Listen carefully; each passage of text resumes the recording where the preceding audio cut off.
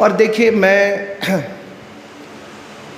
मैं भी एक इतिहास का विद्यार्थी हूँ, not in the professional sense but out of curiosity. और इतिहास के प्रोफेसर साहब मेरे सामने बैठे हुए हैं, लेकिन मैं आपको बता दूं कि ये रोमिला थापर से कहीं ज़्यादा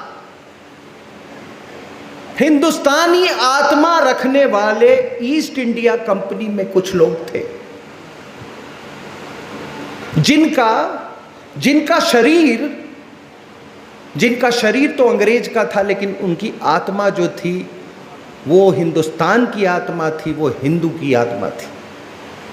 मैं आपको उदाहरण देता हूँ, वॉरेन हेस्टिंग्स, उनके बारे में बहुत सारे अभी वो उसमें एडमिनिस्ट्रेटिव रीजंस में मैं नहीं जाता, लेकिन वॉरेन हेस्टिंग्स ने एक बात कही थी कि अगर इस देश पर तुम अगर लंबा राज करना चाहते हो तो अपने आप को हिंदुस्तानी बनाओ, इनकी भाषा सीखो, इनकी संस्कृति को सीखो और अपने आप को इनकी जीवन प्रणाली में ढाल लो। और वो खुद हिंदुस्तानी, पर्शियन और वो बंगाली के सबसे बहुत बड़े स्कॉलर थे। वॉरेन हेस्टिंग्स के बाद एक सज्जन आए जिनका नाम था विलियम जोन्स। विलियम जोन्स यहाँ आते के साथ, अभी उनको जब अभी अपने सेटल भी नहीं हुए थे, वो एक जज थे कलकत्ता हाई कोर्ट में। विलियम जोन्स ने सबसे पहला काम किया कि उन्होंने एशियाटिक सोसाइटी ऑफ इंडिया का उन्होंने निर्माण किया।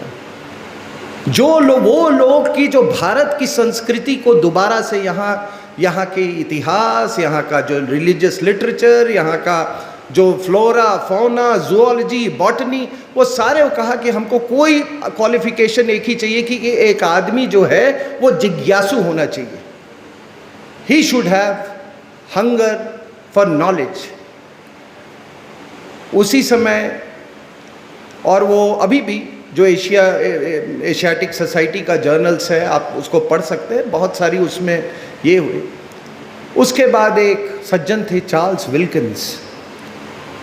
विल्किंस, और ये बता दूं, ये सब किसी न किसी सरकारी काम में ये थे। ये उनको इसके लिए पैसा नहीं मिल रहा था, उनको हिंदुस्तान से लगाव था।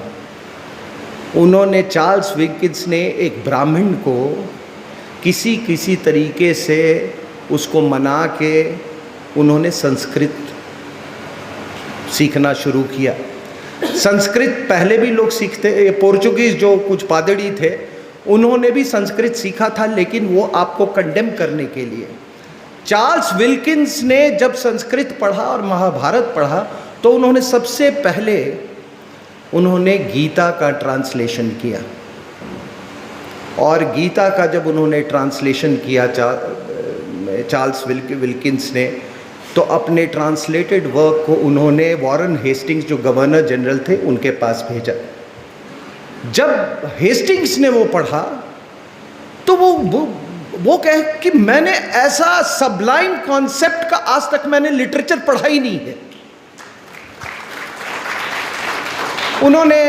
चार्ल्स विल्किंस ने कहा था कि देखो, ये आप गवर्नर जनरल हो, थोड़ा ईस्ट इंडिया कंपनी को कह दो कि फिनांस कर दें, कि इसको छपवाने की परमिशन दे दें।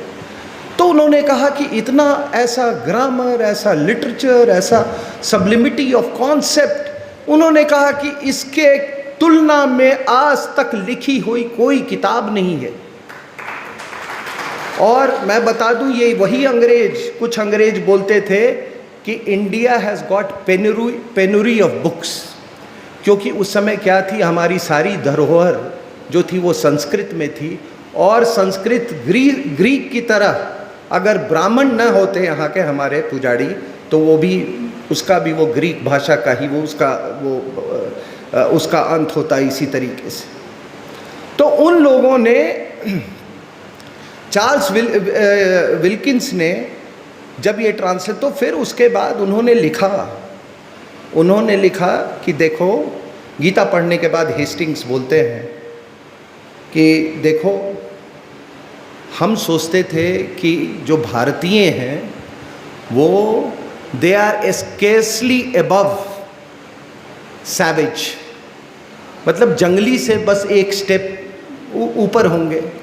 लेकिन उन्होंने कहा कि जब गीता को मैंने पढ़ा तो कहा कि जब भारत की में जिस लेवल की संस्कृति उस समय डेवलप्ड थी, उस समय हमारे इलाके में इन माई क्वार्टर ऑफ द ग्लोब लोगों ने सिविलाइजेशन का पहला पायदान भी नहीं चढ़ा था। ये वॉरेन हेस्टिंग्स ने लिखा। तो ये देखो कहाँ वॉरेन हेस्टिंग्स, कहाँ विलियम जोन्स, कहाँ चार्ल्स विल्किंस, कहाँ रोमिला थापर। उसके बाद कई एक कर्नल टॉड थे। कर्नल टॉड ने पूरे जो आपके जो राजपूताना जो राजस्थान का ये था उस पर इतना काम किया उन्होंने। बाद में वो जब गिरनार के मंदिरों से अब वो लौटे, उनको तेज बुखार था और उन्होंने वहाँ से लौटने वो पालकी पे गए थे और वो इतने डैजल्ड हो गए गिरनार वो मंदिरों को देख के, और वहाँ से लौटने के बाद उनकी मृत्यु हो गई और उनके मृत्यु के समय उनके हाथ में रामायण थी। उसी तरह एक अंग्रेज़ थे कर्नल हॉडसन, जिनको फादर ऑफ इंडियन जूलॉजी कहते हैं। वो एथनिक ग्रुप्स पर नेपाल के उन्होंने बहुत साल उन्होंने काठमांडू में काम किया और बाद में उन्होंने पूरा जो यहाँ का फ्लोरा फौना, और ये उनको फादर ऑफ इंडियन जूलॉजी कहा जाता है। वो भी जब दार्जिलिंग में वो फाइनली वो आके सेटल किए और जब उनका देहांत हुआ तब तक वो एक साधु बन चुके थे। तो देख लो कहाँ रोमिला थापर और कहाँ ऐसे ऐसे संत जिसका लगता है कि वो शायद पुनर्जन्म में इस देश के ही वो कभी वासी रहे होंगे, इसीलिए उनका दिल हिंदुस्तान के लिए धड़कता था।